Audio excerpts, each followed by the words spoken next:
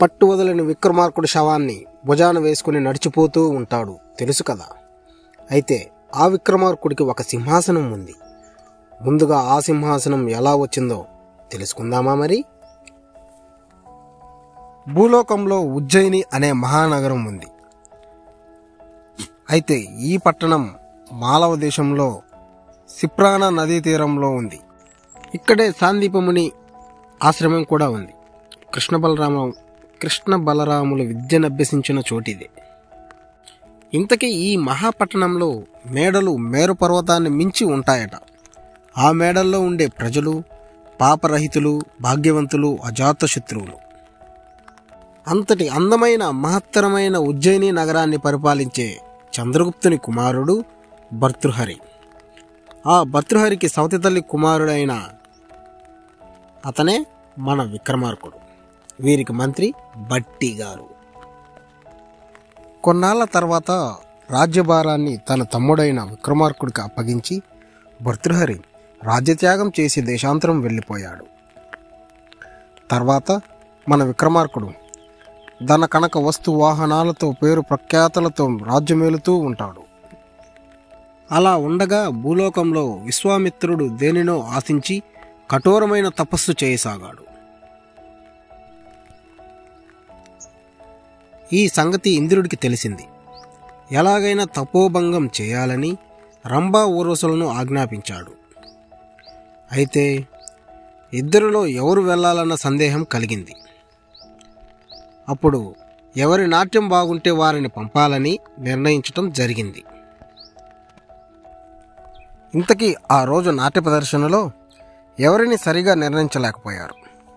అప్పుడు ఇంద్రుడు, ఇంతటి మహామనులున్న సభలో నిర్ణయించే గొప్పవారే లేరా అని ప్రశ్నించాడు. అందుకు మన నారదుడు లేచి, ఈ సభలో కాదు, భూలోకంలో విక్రమార్కుడనే మహారాజు ఉన్నాడు. అతడు సకల కళాకోవిదుడు. ఆ రాజే ఈ సమస్యను పరిష్కరించగలడు. కావున అతగాడిని పిలిపించవలసిందని కోరాడు. అందుకు ఇంద్రుడు సంతసించి వెంటనే మాతలి అనే రథసారథిని పిలిచి విక్రమార్కుని సగౌరవముగా తీసుకుని రమ్మని ఆదేశించాడు. వెంటనే మాతలి రథాన్ని తీసుకుని ఉజ్జయిని నగరాన్ని చేరుకొని, రాజా, నేను ఇంద్రుని రథసారథిని. నిన్ను సగౌరవముగా అమరావతికి తీసుకురమ్మని దేవేంద్రుని ఆజ్ఞ. కావున తమరు బయలుదేరవలసిందే అని విన్నవించాడు. అందుకు విక్రమార్కుడు మిక్కిలి సంతసించి కామధేనువు, కల్పతరువు, చింతామణి వంటి దివ్య వస్తువులకు పుట్టినిల్లైన అమరావతిని చేరుకున్నాడు.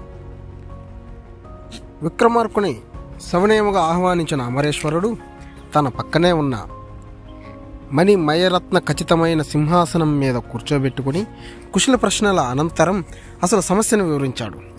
ఓ నరనాథ, ఈ రంభా ఊర్వశులు ఒకరిని మించి మరొకరు గొప్ప నాట్యగతులు. వారి తారతమ్యం తెలుసుకోవటం మా తరం కాలేదు. నీవి సకల విద్య పారంగతుడవు. కావున వీరిద్దరిలో ఎవరి నాట్య ప్రావీణ్యులో నీవే నిర్ణయించగలవు అని విన్నవించాడు. అంతలో రంభ తన ప్రావీణ్యాన్ని ప్రదర్శించగోరి రాగతాల యుక్తముగా గంధర్వగానంతో శరీరము మెరుపుతీగ వలె శృంగారము వర్షించినట్లుగా నాట్యం చేసింది. మరునాడు ఊర్వశి తాను జయము పొందాలన్న పట్టుదలతో భావరాగతాల లాస్యం ఉట్టిపడేలా మనోహరముగా నృత్యము చేసింది. ఇద్దరినీ పరిశీలించిన మీదట ఊర్వశినే నేర్పరిగా నిర్ణయించాడు. అంత నిక్కచ్చిగా ఎలా చెప్పగలవు అని ప్రశ్నించాడు ఇంద్రుడు. అందుకు, ఓ దివిజేష, కంటికింపుగా నాట్యం చేయటంలో ఇద్దరూ సిద్ధహస్తులే. కాకపోతే ఊర్వశి నాట్యం అత్యంత మనోహరమే కాకుండా శాస్త్ర పరిధుల్ని దాటకుండా ఉంది.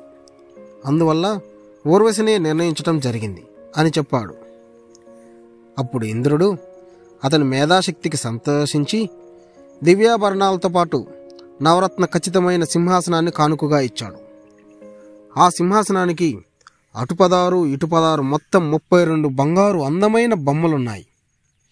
వాటిని సాలబంజికలు అంటారు. ఆ విధముగా మన విక్రమార్కుడికి సింహాసనం లభించింది.